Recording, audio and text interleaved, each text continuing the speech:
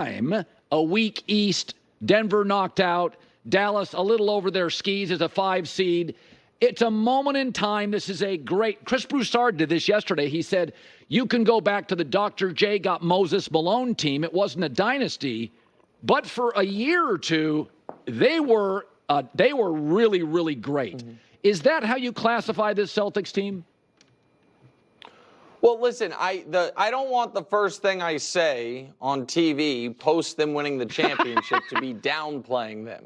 So I will answer your question eventually, but I first want to say this. This is a great team in this moment in time, and those of us, and I raise my hand, that doubted this team, doubted them mostly because we said, well, they've got a lot of good players, a couple very good players, but they don't have any historically great players, and history tells us that you can't win a championship that way. This finals, to me, validated their lack of historically great players, but it also validated the way they built their full team to make it not matter that Jason Tatum didn't have a great series. It didn't matter that Jaylen Brown struggled from 3. It didn't matter that how about this, Colin? This to me is a stat no one has said until this very moment, but it speaks to how brilliant they were defensively. The fewest points the Boston Celtics scored in any 5-game stretch all season were the 5 games of the NBA Finals, and they rolled to a title. Yeah. Think about what that means.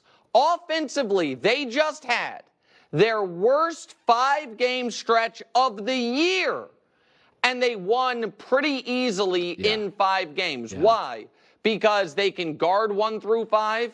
They have no weaknesses in that starting lineup. There are a lot of similarities, to me, to the 2004 Detroit Pistons. Not stylistically, but as far as no weaknesses in the starting lineup. You don't know who's going to be the best offensive player any given night. 4 of your 5 starters can give you 20 at any moment. And they are so connected and so great defensively that they crush you. So that's all the compliments. Now, to answer your question, when we say all-time great, what do we mean? There have been 77 NBA champions. Are we saying they're one of the 10 greatest teams? Well, they're clearly not that. Right. Are we saying they are one of the 25 greatest?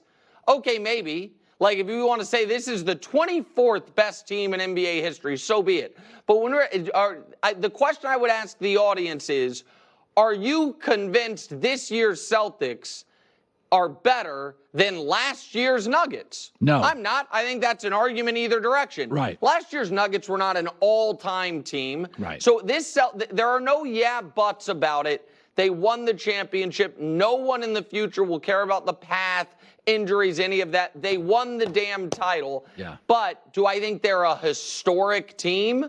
No, I don't think we've had a historically great team since the KD Steph Warriors. I don't think any champion since then has been historically great. You know, I had said about Luka, I said the threshold between great bucket getter and champion is different.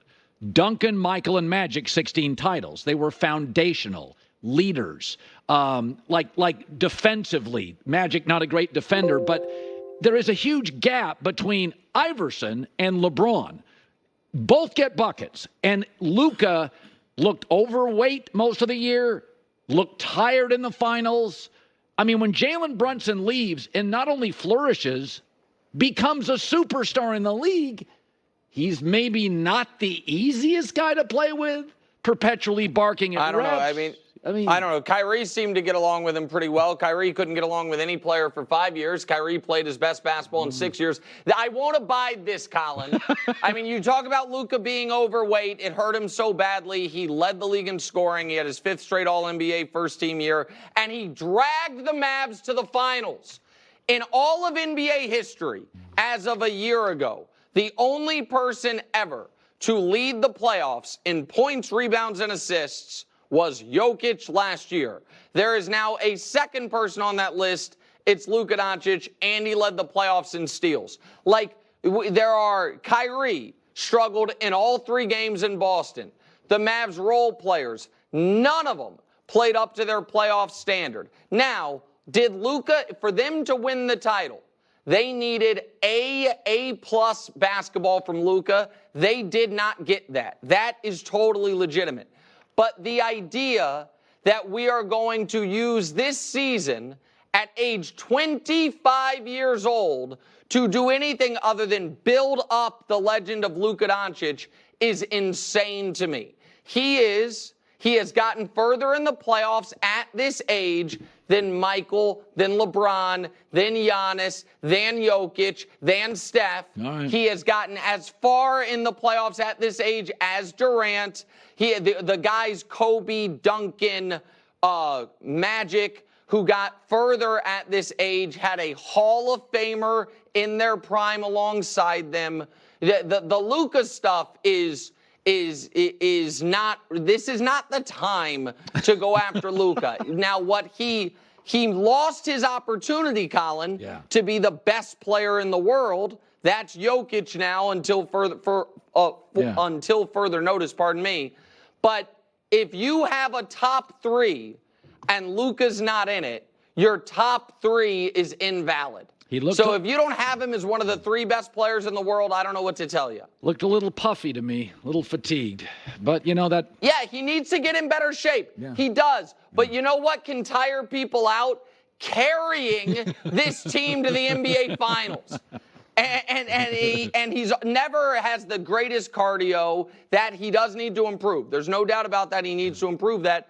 But I do think where he wouldn't use the injury as an excuse, I think the injury made him look slower than he actually was. But yeah, to get to the next level, he needs to get in slightly better shape. But my point is the next level is clear-cut best player alive. If he stays at this level, he's going to be one of the 25 greatest players of all time. So I was, you know, it was interesting when Aaron missed the mini camp. And I said yesterday, you know, and I've said this before, never married, no kids, not sure he has a pet. As you get older and richer, you can get a little self-absorbed. Like, you know, wives, kids, sacrificing.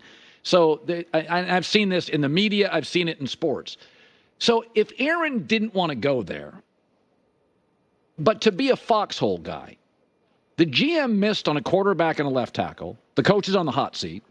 You have an offensive line that's brand new that won't play much in the preseason because old offensive linemen don't. And an old receiver coming in and 2 new ones.